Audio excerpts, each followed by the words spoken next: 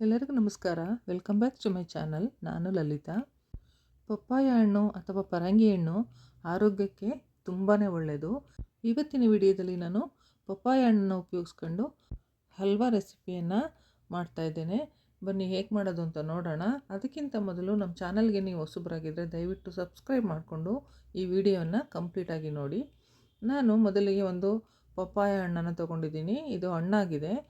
ಪರಂಗಿ ಹಣ್ಣನ್ನು ಬೆಳಗ್ಗೆ ಖಾಲಿ ಹೊಟ್ಟೆಗೆ ತಿಂದರೆ ತುಂಬಾ ಒಳ್ಳೆಯದು ಅಂತ ಹೇಳಲಾಗುತ್ತೆ.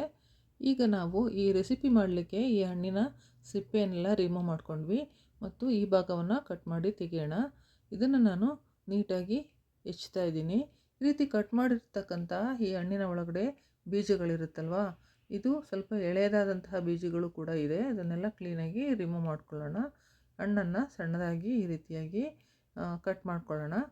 ಈ ರೀತಿಯಾಗಿ ಹೆಚ್ಚಿಟ್ಕೊಂಡಿರ್ತಕ್ಕಂತಹ ಈ ಒಂದು ಹಣ್ಣಿನ ಪಲ್ಪನ್ನು ಅಥವಾ ಪೀಸ್ಗಳನ್ನು ನಾನು ಒಂದು ಮಿಕ್ಸಿ ಜಾರ್ನಲ್ಲಿ ಹಾಕಿ ಪೇಸ್ಟ್ ಮಾಡ್ಕೋಬೇಕು. ನಾನೊಂದು ಮಿಕ್ಸಿ ಜಾರ್ಗೆ ಈ ಹಣ್ಣನ್ನು ಸೇರಿಸ್ತಾ ಇದ್ದೀನಿ. ಇದಕ್ಕೆ ಯಾವುದೇ ಕಾರಣಕ್ಕೂ ಒಂದು ಹನಿ ನೀರು ಕೂಡ ಹಾಕಬಾರ್ದು, ಯಾಕೆಂದರೆ ಹಣ್ಣಿನಲ್ಲೇ ನೀರಿನಂಶ ಇರುತ್ತೆ. ಹಾಗೆಯೇ ಇದನ್ನು ಗ್ರೈಂಡ್ ಮಾಡ್ಕೊಳ್ಳೋಣ. ಈಗ ಗ್ರೈಂಡ್ ಆಗಿದೆ ನೋಡಿ, ನೈಸ್ ಪೇಸ್ಟ್ ಬಂದಿದೆ. ಈ ರೀತಿಯಾಗಿ ಇದು ನೈಸಾಗಿ ರುಬ್ಕೊಂಡ್ಮೇಲೆ ಒಂದು ಬೌಲ್ಗೆ ಇದನ್ನು ಹಾಕ್ಕೊಂಡಿದ್ದೀನಿ. ಈಗ ಇದಕ್ಕೆ ನಾನು ಕಸ್ಟರ್ಡ್ ಪೌಡರನ್ನು ಸೇರಿಸ್ತಾ ಇದ್ದೇನೆ. ನಾನು ಕಸ್ಟರ್ಡ್ ಪೌಡರನ್ನು 4 ಟೇಬಲ್ ಸ್ಪೂನಷ್ಟು ಸೇರಿಸ್ತಾ ಇದ್ದೇನೆ. ಇದನ್ನು ಸೇರಿಸೋದ್ರಿಂದ ಈ ಒಂದು ಪೇಸ್ಟು ಇನ್ನೂ ಥಿಕ್ನೆಸ್ಸು ಜಾಸ್ತಿ ಆಗುತ್ತೆ.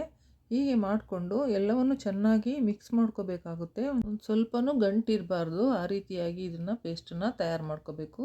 ಈಗ ಕಂಪ್ಲೀಟಾಗಿ ಇದು ರೆಡಿಯಾಗಿದೆ. ಇದಾದಮೇಲೆ ನಾನು ಒಂದು ಫ್ರೈ ಪ್ಯಾನನ್ನು ತಗೊಂಡು ಅರ್ಧ ಬೌಲಷ್ಟು ಸಕ್ಕರೆಯನ್ನು ಫ್ರೈ ಪ್ಯಾನ್ಗೆ ಸೇರಿಸಿದ್ದೀನಿ. ಸ್ಟವನ್ನು ಆನ್ ಮಾಡಿಕೊಂಡು ಫ್ಲೇಮನ್ನು ಕಡಿಮೆ ಇಟ್ಕೊಳ್ಳಿ. ಈಗ ಅದೇ ಅಳತೆಯಲ್ಲಿ ನೀರನ್ನು ಸೇರಿಸ್ತಾ ಇದ್ದೇನೆ. ನಿಮಗೆ ಸಕ್ಕರೆ ಜಾಸ್ತಿ ಬೇಕು ಅಂದರೆ ಸ್ವಲ್ಪ ಜಾಸ್ತಿ ಹಾಕ್ಕೋಬೋದು. ಈಗ ನೀರಲ್ಲಿ ಸಕ್ಕರೆ ಕರಗಿದ ಮೇಲೆ ಈಗಾಗಲೇ ನಾವು ಗ್ರೈಂಡ್ ಮಾಡಿ ಇಟ್ಕೊಂಡಿದ್ವಲ್ಲ ಪಪ್ಪಾಯ ಪಲ್ಪ್, ಅದನ್ನು ಸೇರಿಸೋಣ.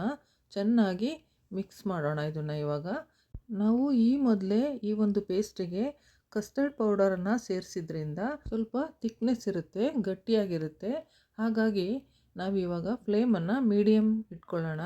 ಮಧ್ಯಮ ಉರಿಯಲ್ಲಿ ಇದನ್ನು ಈ ರೀತಿಯಾಗಿ ಮಾಡಿಕೊಂಡು 2 ಟೇಬಲ್ ಸ್ಪೂನಷ್ಟು ತುಪ್ಪವನ್ನು ಸೇರಿಸೋಣ. ತುಪ್ಪವನ್ನು ಸೇರಿಸಿದ ನಂತರ ಇದನ್ನು ಚೆನ್ನಾಗಿ ಮಿಕ್ಸ್ ಮಾಡೋಣ.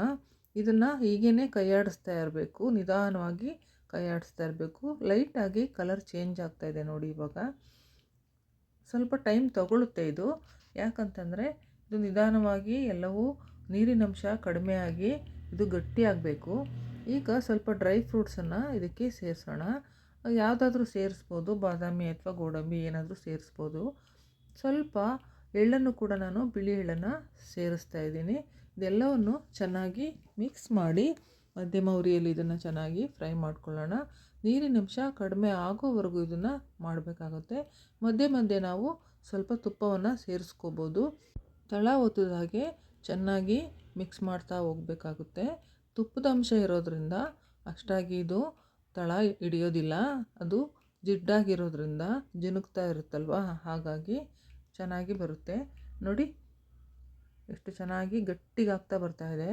ಎಲ್ಲವೂ ಥಿಕ್ನೆಸ್ ಆಗಿ ನೋಡಿ ಕಡಿಮೆ ಆಗ್ತಾಯಿದೆ, ಪ್ರಮಾಣ ಕಡಿಮೆ ಆಗ್ತಾಯಿದೆ. ನೀರಿನಂಶ ಕೂಡ ಕಂಪ್ಲೀಟಾಗಿ ಕಡಿಮೆ ಆಗ್ತಾ ಬಂದಿದೆ ನೋಡಿ. ಎಲ್ಲ ಸ್ವಲ್ಪನೂ ಅಂಟ್ಕೊತಾ ಇಲ್ಲ ಅದು ಫ್ರೈ ಪ್ಯಾನ್ಗೆ. ಈಗ ಸ್ವಲ್ಪ ಫ್ಲೇಮನ್ನು ಕಡಿಮೆ ಮಾಡ್ಕೊಳ್ಳೋಣ, ಯಾಕಂದರೆ ಕನ್ಸಿಸ್ಟೆನ್ಸಿ ಬಂತು ಇವಾಗ. ನೋಡಿ ಎಷ್ಟು ಚೆನ್ನಾಗಿ ಬಂದಿದೆ, ಗಟ್ಟಿಯಾಗಿದೆ. ಸ್ವಲ್ಪನೂ ಕೂಡ ಪ್ಯಾನ್ಗೆ ಅದು ಅಂಟ್ಕೊತಾ ಇಲ್ಲ. ಈ ರೀತಿಯಾಗಿ ತಿಕ್ಕಾಗಿ ಏನು ಹಲ್ವಾ ಕನ್ಸಿಸ್ಟೆನ್ಸಿ ಇದೆಯಲ್ಲ, ಅದೇ ರೀತಿಯಾಗಿ ರೆಡಿ ಆಯಿತು. ಈಗ ನಾವು ಸ್ಟವ್ ಆಫ್ ಮಾಡೋಣ. ಹಾಗೆ ಒಂದು ಗಾಜಿನ ಒಂದು ಬೌಲನ್ನು ತಗೊಂಡು ಅದಕ್ಕೆ ನಾನು ಸ್ವಲ್ಪ ಡ್ರೈ ಫ್ರೂಟ್ಸು ಮತ್ತು ಸೇಸಮ್ ಎಳ್ಳನ್ನು ಡೆಕೋರೇಷನ್ಗೆ ಸೇರಿಸ್ತಾ ಇದ್ದೇನೆ. ಈಗ ಈ ಒಂದು ಗಾಜಿನ ಬೌಲ್ಗೆ ನಾವು ಏನು ಮಾಡ್ಕೊಂಡಿದ್ವಲ್ಲ ಹಲ್ವಾ, ಅದನ್ನು ಸೇರಿಸ್ತಾ ಇದ್ದೀವಿ. ಹಲ್ವಾ ಕಂಪ್ಲೀಟಾಗಿ ಗಾಜಿನ ಬೌಲ್ಗೆ ಟ್ರಾನ್ಸ್ಫರ್ ಆಯಿತು ನೋಡಿ. ಸ್ವಲ್ಪನೂ ಕೂಡ ಫ್ರೈ ಪ್ಯಾನ್ಗೆ ಅದು ಅಂಟ್ಕೊಂಡಿಲ್ಲ, ನೀಟಾಗಿ ಬಂದಿದೆ. ಇದನ್ನು ಈ ರೀತಿಯಾಗಿ ಸೆಟ್ ಮಾಡ್ಕೊಳ್ಳೋಣ. ಚೆನ್ನಾಗಿ ಸೆಟ್ ಮಾಡ್ಕೋಬೇಕು. ಇದನ್ನು ಈ ರೀತಿಯಾಗಿ ಸೆಟ್ ಮಾಡ್ಕೊಂಡಾದಮೇಲೆ ನಾವು ಇದನ್ನು ಒಂದು 2 ರಿಂದ 3 ಗಂಟೆಗಳ ಕಾಲ ರೂಮ್ ಟೆಂಪರೇಚರಲ್ಲಿ ತಣ್ಣಗಾಗಲಿಕ್ಕೆ ಬಿಡೋಣ. ಇಲ್ಲ ಅಂದರೆ ಫ್ರಿಜ್ಜಲ್ಲಿ ಇಡ್ತೀರಾ ಅಂತಂದರೆ 1 ಅವರ್ ಸಾಕು. ನಾನು ಇದನ್ನು 1 ಅವರ್ ಫ್ರಿಜ್ಜಲ್ಲಿ ಇಟ್ಟಿದ್ದೆ. ತುಂಬಾ ಚೆನ್ನಾಗಿ ಸೆಟ್ಟಾಗಿದೆ. ಇದನ್ನು ಡಿಮೋಲ್ಡ್ ಮಾಡಿ ಈಗ ಓಪನ್ ಮಾಡಿ ನೋಡ್ತೀನಿ. ತುಂಬ ಚೆನ್ನಾಗಿ ಬಂದಿದೆ ಇದು ನೋಡಿ. ಹಲ್ವಾ, ಪಪ್ಪಾಯ ಹಣ್ಣಿನ ಹಲ್ವಾ ತುಂಬ ಚೆನ್ನಾಗಿ ಬಂದಿದೆ, ಕನ್ಸಿಸ್ಟೆನ್ಸಿ ಕೂಡ. ಈಗ ಇದನ್ನು ನಾವು ನಮಗೆ ಬೇಕಾದಂತಹ ಶೇಪ್ನಲ್ಲಿ ಇದನ್ನು ಕಟ್ ಮಾಡ್ಕೋಬೋದು. ಈಸಿಯಾಗಿ ಕಟ್ ಆಗುತ್ತೆ. ಇದು ಕಟ್ ಮಾಡಿದ್ಮೇಲೆ ಇದನ್ನು ನಾವು ತಟ್ಟೆಗೆ ಟ್ರಾನ್ಸ್ಫರ್ ಮಾಡೋಣ.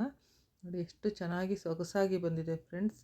ಪಪ್ಪಾಯ ಹಲ್ವಾ ಅಥವಾ ಪರಂಗಿ ಹಣ್ಣಿನ ಹಲ್ವಾ ಮಕ್ಕಳು ತುಂಬಾ ಇಷ್ಟಪಡ್ತಾರೆ. ಪಪ್ಪಾಯ ಹಣ್ಣು ಏನಾದರೂ ನಾವು ತಿನ್ನಲ್ಲ ಅಂತ ಮಕ್ಕಳು ಹಠ ಮಾಡಿದ್ರೆ ಈ ರೀತಿಯಾಗಿ ಸ್ವೀಟ್ ಮಾಡಿಕೊಟ್ರೆ ಅಥವಾ ಹಲ್ವಾ ರೂಪದಲ್ಲಿ ಅವರಿಗೆ ಮಾಡಿಕೊಟ್ರೆ ಖಂಡಿತ ತಿಂದೇ ತಿಂತಾರೆ.